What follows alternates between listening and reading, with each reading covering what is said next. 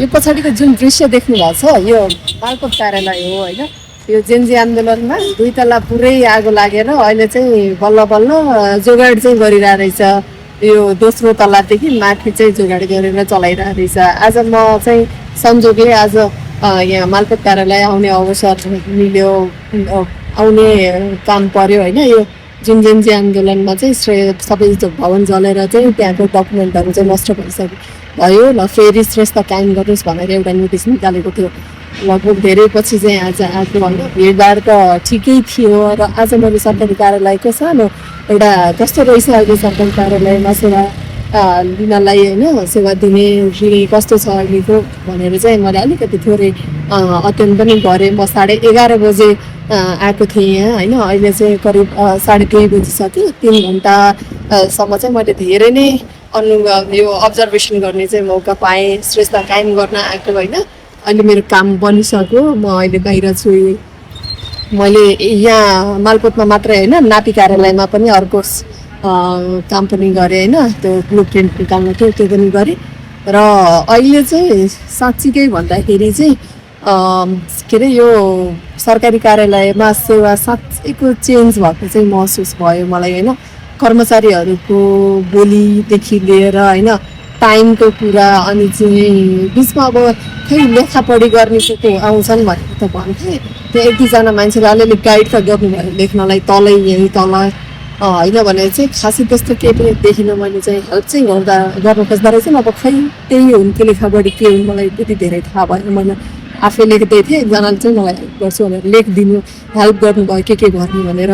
त्यसपछि म माथि गएँ। माथि चाहिँ अलिकति भिडै रहेछ त्यो श्रेष्ठ कायम गर्नेमा। जे भए पनि पहिला चाहिँ हाकिमहरू छुट्टै आफ्नो आफ्नो क्याबिनमा बस्थे होलान् होइन। अहिले चाहिँ मैले के देखेँ भने यहाँ आइसकेर अब यहाँ जोगाड पनि गरिरहेको छन्, किनभने जलेर पुरै भग्नावशै छ। यहाँ 2 तला त पुरै युजै नहुने खालको छ होइन, बनाएको पनि छैन अझै। त्यही भएर होला अब कर्मचारी 5-6 जना एउटै क्याबिनमा बसेर सेवा दिइराख्नु भएको रहेछ। हाकिम पनि त्यही होइन, अरू कर्मचारीहरू पनि त्यही। त्यसले गर्दाखेरि हामी सेवाग्राहीलाई चाहिँ धेरैतिर दौडिन चाहिँ नपर्ने कि एकचोटि फाइल दिइसके पछाडि त्यही मात्रै घुमिरहन्छ, त्यहाँ हामी चाहिँ हेरेर मात्रै बस्दा हुँदो रहेछ होइन। अनि फाइनल्ली चाहिँ काम चाहिँ त्यहीँबाटै निस्किँदो रहेछ क्या, किनभने हाकिमले लास्टमा त साइन गर्नु पऱ्यो नि त। 2-3 चोटि घुम्यो टेबल, त्यही 3-4 जना कर्मचारी भित्रै घुम्यो फाइल, अनि त्यहीँबाट चाहिँ हाकिमले लास्टमा चाहिँ साइन गरेर काम त्यहीबाट बन्यो। तर अलिकति वेट किन गर्नु, अलिकति ढिला किन भयो भने ठ्याक्कै ब्रेक टाइम भयो कि 1:30 बजेदेखि 2 बजीसम्म। ठ्याक्कै 2 बजे नै सबै कर्मचारी चाहिँ आइसक्नु भयो। मैले चाहिँ के सोचेको थिएँ 10-15 मिनट त ढिलै गर्ने होला अब, किनभने आधा घन्टामा त खाजा पनि आइसक्दैन। ठिकै छ 10-15 मिनट चाहिँ अब बिनै हामी सबैजना त्यहाँ बिनै रहेको थिएँ। अनि खुट्टा त धेरै नै गलेको थियो, त्यो पनि हेरौँ न म, किनभने त्योभन्दा अगाडि चाहिँ म सरकारी कार्यालय चाहिँ अहिले चाहिँ कहीँ पनि गएको थिइनँ। अनि यहाँ आइसक्दाखेरि चाहिँ जे होस् म एकदमै सेटिस्फाइड चाहिँ भएँ। मलाई एकछिन गाह्रो भयो, केही भएन। तर कर्मचारीहरूले चाहिँ काम चाहिँ एकदमै धेरै राम्रोसँग गर्नुभएको छ। खै त्यहाँ अब त्यो अरू पहिलाको कस्तो थियो 2-4 दिन 5 दिन लगाउँथ्यौँ, अहिले त एकदमै भर्खरै हुन्छ भनेर पनि भन्न त भन्नुभएको थियो। के थियो तपाईँहरूले नै भन्नु होला पहिला कस्तो हुन्थ्यो मालपोतमा। अहिले चाहिँ जस छिटै काम चाहिँ हुँदो रहेछ। नापीमा पनि गएँ, मालपोतमा पनि गएँ होइन। मलाई चाहिँ जस सुशासन भनेको यही त होला नि होइन। जस मलाई चाहिँ खुसी नै लाग्यो।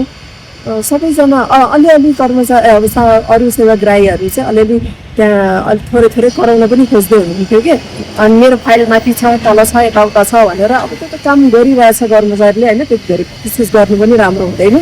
इरिटेट जसलाई पनि हुन्छ काम गर्दाखेरि कराइयो भने। त्यही भएर त्यति त ठिक छ होइन। यो भनेको राम्रो हो, एकदम राम्रो है। मैले रेटिङ 10मा आउट अफ 10 8 चाहिँ रेटिङ गरेँ। यो हाम्रो मालपोत कार्यालयलाई चाहिँ कलङ्कीको मालपोत कार्यालय हो, राम्रो छ। मेरो काम पनि भनिसक्यो।